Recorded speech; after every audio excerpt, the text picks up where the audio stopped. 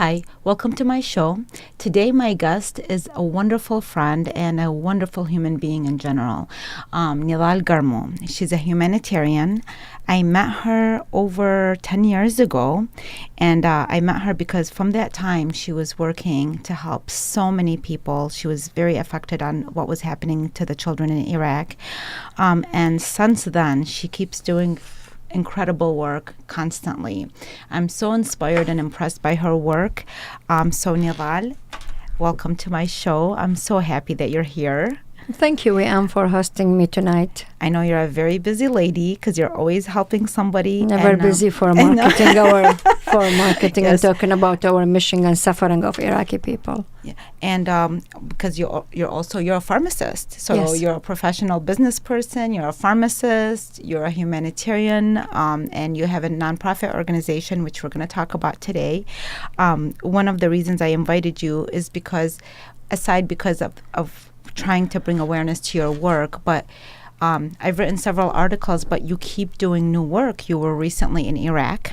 Definitely. Yes, so I'm going to be showing some videos to see, what you saw, and then maybe you can help us tell us what's going on over there right now and what has happened in your last visit.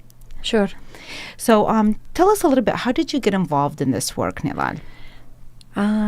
It's like one of my biggest dreams came true. Two dreams of my life, become a doctor or a pharmacist, and that happened. And the other dream is to help the sick and poor around the world. And it's happened too. And I've never found happiness or complete happiness till I start doing all this charity work and mission. Thank God, I would say.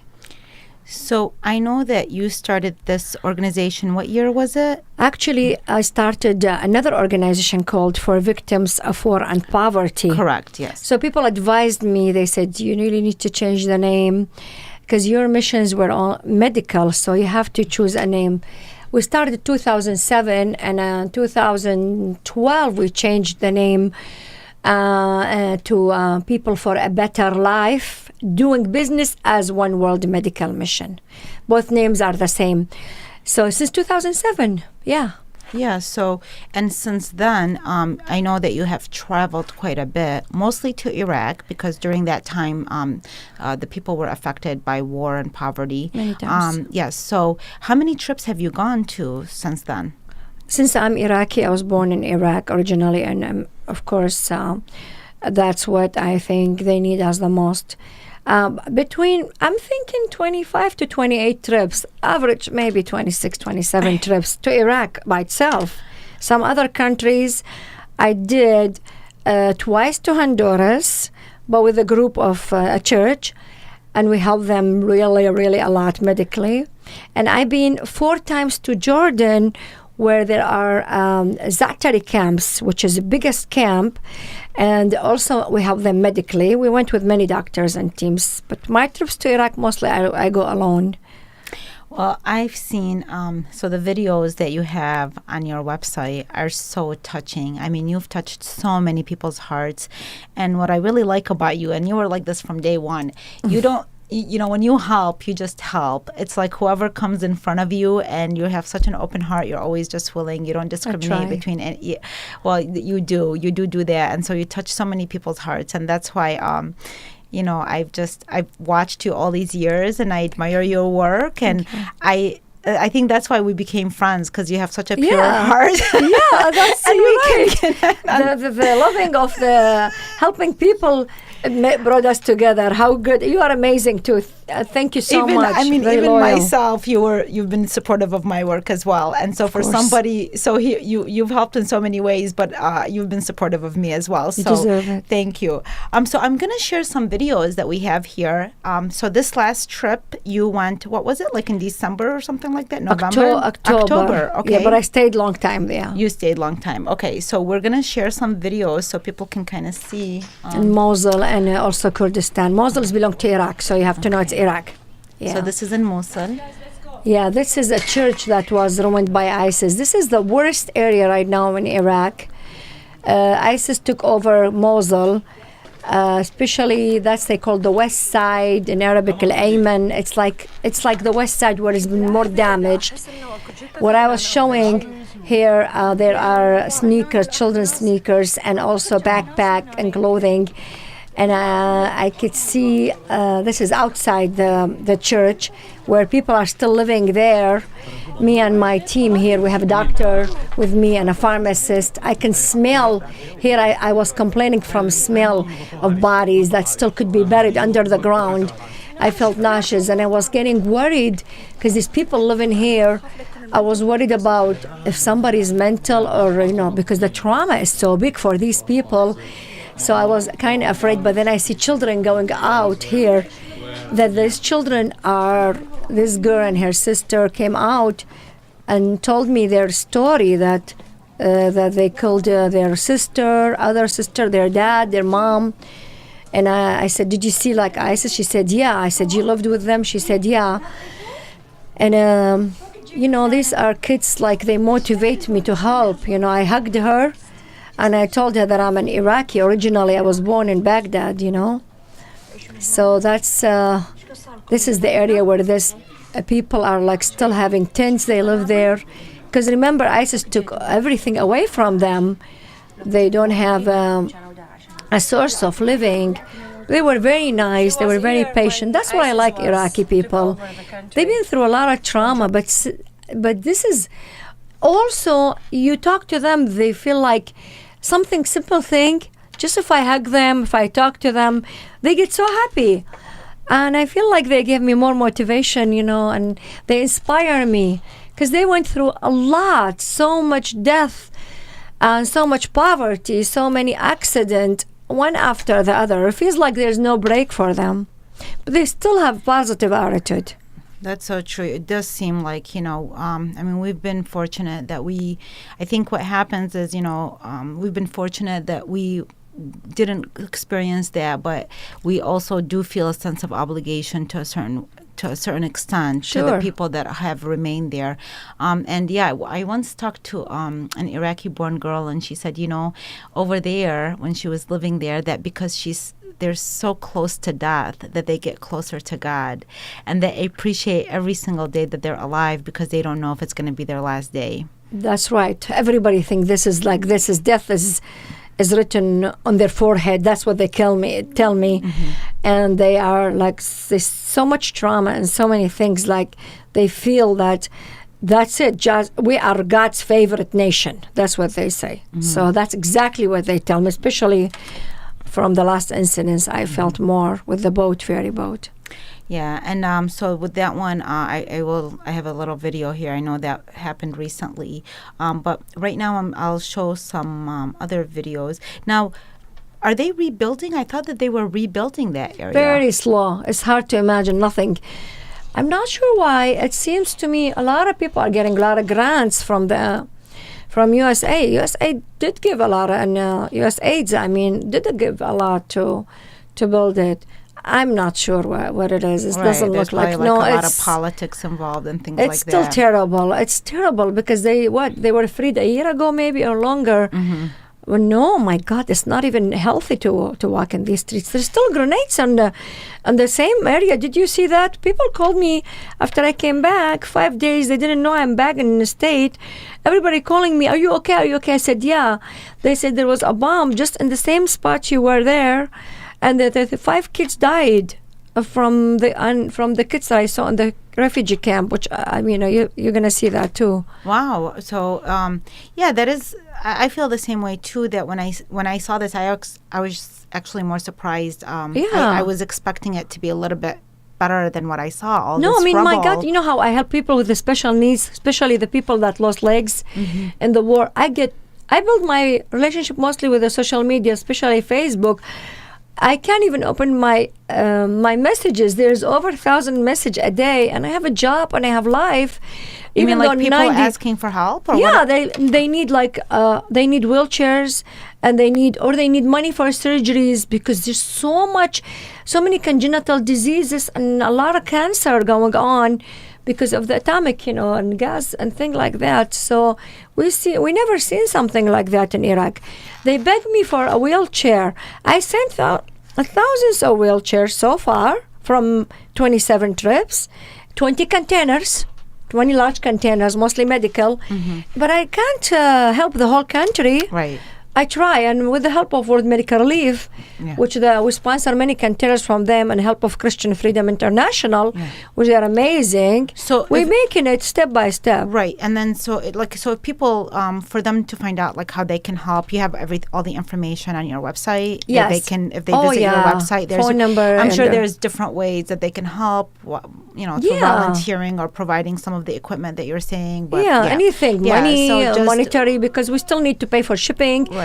And a lot of shipping involved 2 countries before to go to Iraq, definitely. But wheelchairs, especially if anybody has the motorized wheelchair. Oh my God, these people are paraplegic.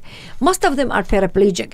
And I don't know what to tell them. I can't, I promise whatever I can deliver. They know me. That's why they like me. Even if they don't get any help, they don't get mad or upset. So what do you mean, like these containers that you send, so they have, it's all medical equipment? Is that what I it did is? 4 clothing because ISIS took over in 2014, and I helped the Christian people and Yazidis, most minorities, because they were more threatening by ISIS. Because During they told that me, time, if you don't convert, we'll kill you or something. These people left with nothing, nothing. Maybe their T-shirt or their clothes, and that's it. Some of them had to go walking. These people, I was helping them. I saw that they need not only medical, they need clothing, the winter clothing, they need food. And so I did all that. We did all that. So also. So what you do is depending on what people need, that's what you provide. Yeah. So now I'm concentrating on the medical. On the medical. Okay. And people with special needs, like paralyzed people. Okay. So I have this other video. Let me see. Honestly, so this is one, like and actually really, people can really hear you speaking of this. Something I did not expect. Seeing all these buildings in Mosul, seeing the damage that ISIS did to our country, it's very hard not to cry. It feels like it was beautiful, of course, before. The buildings are gone. We don't see nothing but like how many people died in here. How many people that are buried? These are like big churches, by the way, like around the churches area. Because you remember, Chaldean or Christian people live in their headquarters, and this is like churches on this. This one they call Sa'a Church, which is the clock church, because there's a clock logo on it, and that was like a lot of people. They remember that place. Well, so I gotta ask you, it seemed pretty deserted. Was it safe to even walk in there? No. No. But I still took chance. I feel like God will protect me. Okay. Yeah, I you're that kind to get into these. No, I don't think about the moment. I just think of I want to see them. I want to see what's happening, and I want to share the pain. And these people still live there, of course, So I want to show it to the world. There are people that live, but it seems so deserted. There are people that actually live there. it's very. It hurts. It really made me cry all the time when I see them. Yeah. Very hard. I know. I can, like my heart, when you said that you felt like crying. Because, I mean, these are our ancestors' land, and, these are... Everybody, when they see the real story of suffering. I mean, we cry for Africa, we cry for so many countries when you see people dying. Yeah. And we could help them, Yeah. So then I have one more video, and then I'll show you. The best video mission. Yeah, this is just this is just a very... Refugee camp. If people go on your website, they will see you Thousands. help so many people in similar ways, where you go into these camps, and this is what you do on a regular basis when you're there. Kids are so beautiful. They didn't want to leave me. They were holding my clothes, and I just got them simple juice and a sandwich and probably a cookie or something. And they want my water, actually. And they were like thirsty. It was very hard. I told them, I'll give you water, don't worry, brand new bottle. And they say how much they love me, and I say, why you love me? Because they said, you're beautiful. It's like they were like, I didn't even do anything for them. But guess what? I opened a dental clinic completely ready. It's now operating. In that area. And same camp. I have there's a room. They gave it to me. This Barazani Foundation were able to help me, and the partner here with the Christian Freedom International, which they help, of course, a lot. They help our mission to be more successful. Thank you for Christian Freedom International. God bless them. Okay, these kids are all, a lot of there's 200. There was like 2,000 kids came to me.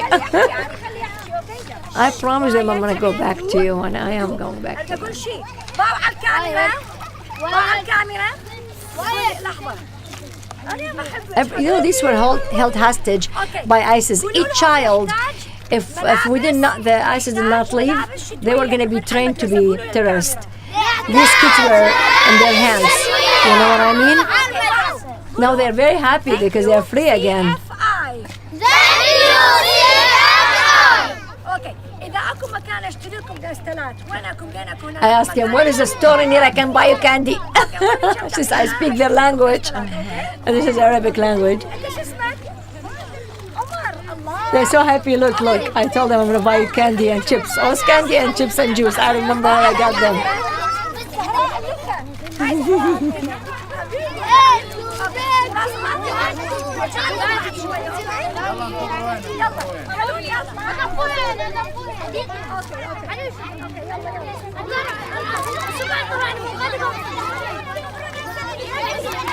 You know, I have a lot of volunteers that help our mission, even if I'm not there. Let's say I go once a year. All these Well, I was volunteers, going to ask you about the Many. dentist. Like, so there are people there that operate everything while you're gone. yes, I You have formed so many many teams. relationships. Okay. Oh my God, the whole Iraq. I mean, and 28 visits. That's oh not. no, they love to work to support That's a our. long way. That's Yeah, so you know them very well.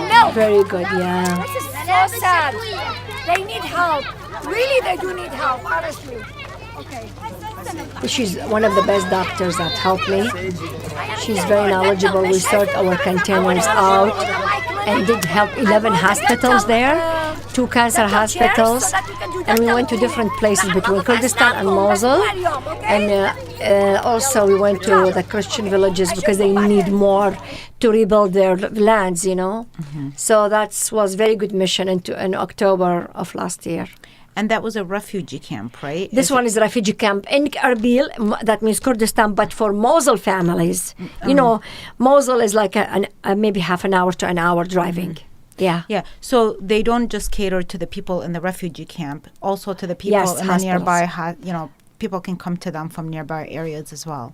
This is for there's about a few thousand people in here. The dental is for them. Okay. But our charity helps as much as we can, whatever. There were 2 containers worth $665,000 and it cost us about $20,000 only to get each container.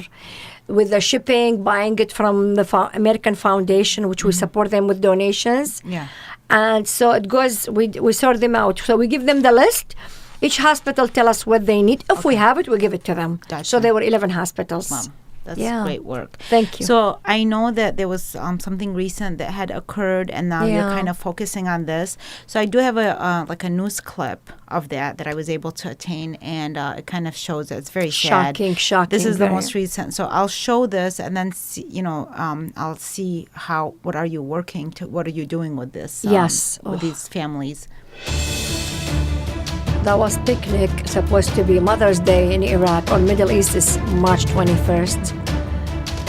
Actually, more people got killed with this than this Yeah, data. the numbers kept increasing. Yeah. And it's a ferry boat. They were going to an island. And it's also holiday for Nowruz. They call it for Kurdistan. Yes. Oh, I have stories of kids. They got locked like a cage in this, unfortunately. And a lot of people said, why didn't you save this? It was like so mud. He said, I can't even see my hand, but he was holding to his child. So many stories. I have hundreds of stories for people that survived. Like in the inside, in the water that was so muddy. So muddy, and they couldn't see to save other people. And they got locked. There was a little bit opening. So some people did flew. I mean, I have a child that is like 10 telling the story like he's an adult. Him and his two friends maybe survived. And he woke up but they are so much traumatized. There's a father that his son saved 10 lives. He jumped. Some people jumped, right? Yes, I saw some people. Some people died. One has saved eight people and he died. And another one saved 10 people, but he died because maybe some woman, she was like heavy or something. Or maybe he pulled him down. Another one, maybe he got tired or something. Young man jumped and helped. So the death is not only from the accident. The death is from, it's very hard. Another stories that just thought about. came also from saving them, and there's 100 bodies still missing. And they were saying the parents are still waiting on the shore on that place, been 11 days or 10 days. They're waiting to recover their body of their children, wives, because I saw the video. There were 90% women and children, even newborn baby. And, the other thing is, I'm sure you know this, Nidhal, but the women in that region, they don't really know. Most of them don't swim. No, they don't. Yeah, they don't. So it's even harder for them to save themselves under that circumstance. There's a lot to top of it off, crying. Oh my God. to top it off, all the other conditions that you're talking about. And the water was so Tigris river was so strong. Right.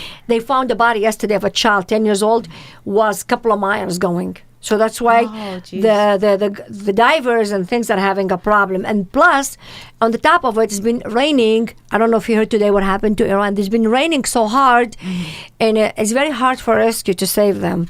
And then people, when they said, I just want to see my daughter or my kids, and because most family did not lose wind. They lost 3 to 7 of their family members. Wow. And they're saying that, I don't know if the fish ate my daughter or oh my God. And another guy, he made it. He found out in the hospital that he saw a body of his wife and all his children. He killed himself.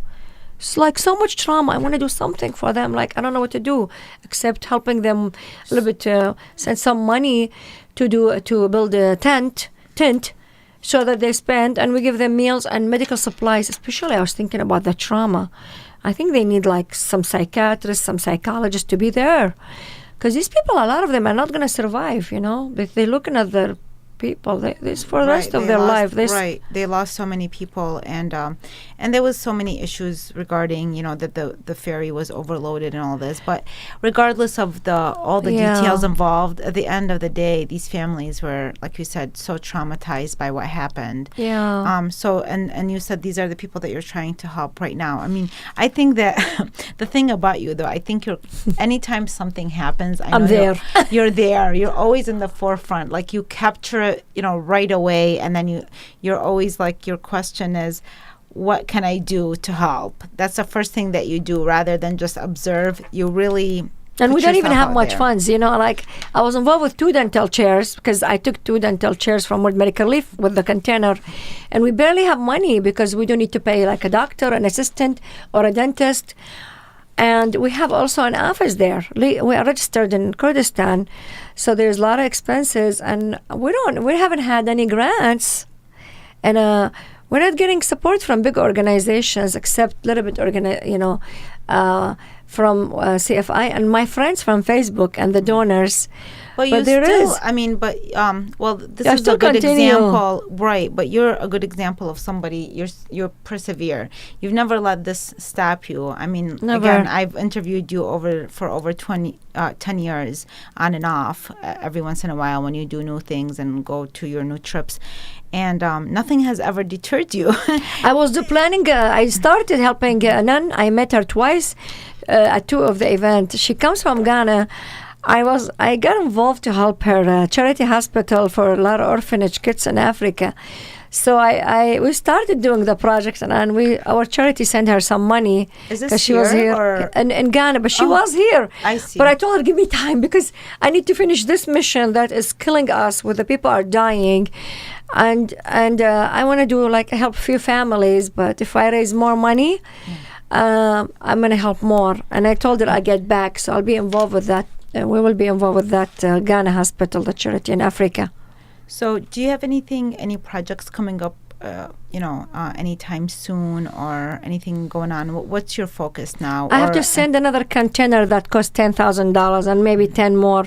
Because even the clinic, our dental clinic, will need these supplies. Mm-hmm. And these people haven't seen dentists for a long time. And, a lot of dental problem can cause more systemic problems, honestly.